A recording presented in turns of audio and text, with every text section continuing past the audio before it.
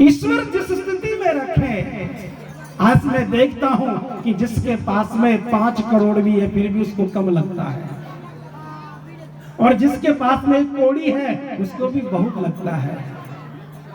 ये जीव की इच्छा, ये जीव की कामना कभी पूरी होने वाली नहीं है। कामना कब पूरी होगी? कभी पूरी नहीं हो सकती। व्यक्ति चाहता है कि मेरी ये कामना पूरी हो जाए, कामना पूरी नहीं हो सकती। और कामना को पूर्ण करने के लिए यदि आप 5 मिनट भजन कर लेते हो तो उससे जीवन की कामनाएं मिटने वाली नहीं है, क्योंकि हमारे जीवन की वासनाएं बहुत प्रबल है। मैं निवेदन करूं मेरे भाई बहन, जैसे समुद्र में से कोई एक मटका पानी निकालता है, ध्यान देना, समुद्र में से कोई एक मटका पानी निकाले, और ये सत्य है कि समुद्र में से एक मटका पानी निकाला है, लेकिन एक मटका पानी निकलने से समुद्र में कोई फर्क नहीं पड़ता।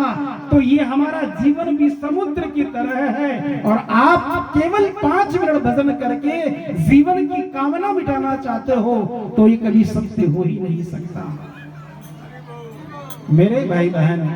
इसीलिए जीवन में जितना हो सत्संग करना चाहिए, और ईश्वर जिस स्थिति में रखे उसी में संतोष मानना चाहिए। एक संत थे तुकाराम जी महाराज, ध्यान देना, एक संत थे तुकाराम जी महाराज, एक संत थे एकनाथ जी महाराज, और एक संत थे नरसिंह मेहता।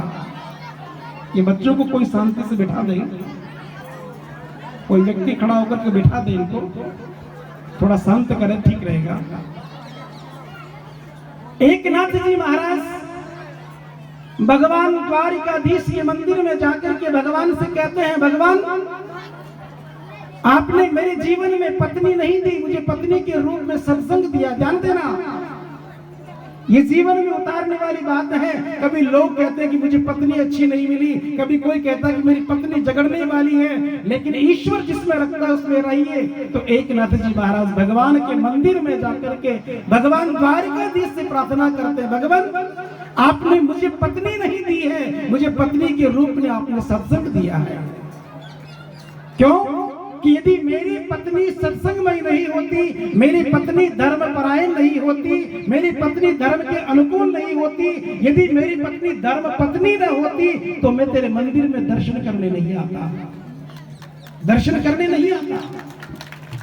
और मातृशक्ति का बहुत बड़ा योगदान है।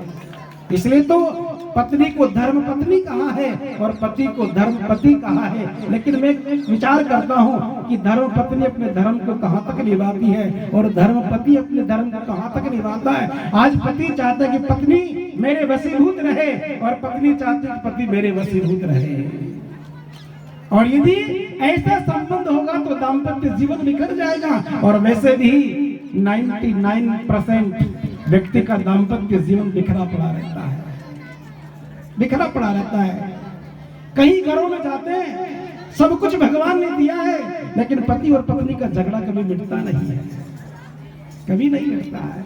भगवान ने धर्म पत्नी बनाई तो क्यों पति से लड़ते हो, और भगवान ने धर्म पति बनाया तो क्यों पत्नी पर दबाव डालते हो। तो एकनाथ जी महाराज कहते हैं, भगवान आपने मुझे पत्नी नहीं, मुझे सत्संग दिया, और आज मैं तुम्हारे मंदिर में आया तो मेरे पत्नी के सत्संग और पत्नी की प्रेरणा से मैं तेरा दर्शन कर रहा हूं, दर्शन कर रहा हूं। और कई भक्त होते हैं जो मंदिर नहीं जाते, लेकिन पत्नी कहती है मंदिर चलना पड़ेगा।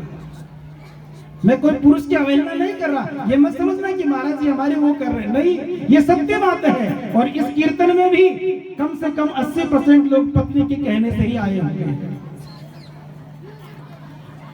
मातृशक्ति अग्रणी, ऐसा नहीं कि पुरुष नहीं है, पुरुष भी, स्त्री में ममता होती है और पुरुष में प्रेम होता है। ध्यान देना, स्त्री में ममता होती है और पुरुष में प्रेम होता है। पत्नी पति का सम्मान करे और पति पत्नी से प्रेम करे, उसका दाम्पत्य जीवन कभी बिखर नहीं सकता, कभी जुदा नहीं हो सकता। ये जीवन मिला है आनंद लेने के लिए। तो एकनाथ जी महाराज कहते हैं कि भगवान यदि आपने मुझे सुयोग्य पत्नी न दी होती तो मैं तुम्हारे मंदिर में दर्शन करने, बोलो, नहीं आते। और उसी मंदिर में तुकाराम जी महाराज जाकर के भगवान से प्रार्थना करते, भगवान मैं आज तेरे मंदिर में धोख देने आया हूं तो पत्नी के कारण आया हूं, क्योंकि मेरी पत्नी लड़ने वाली है। इतने दिन माताएं खुश हो रही थी। तुकाराम जी कहते हैं समय हो गया, चलो ठीक समय हो गया, अपनी बात पूरी कर।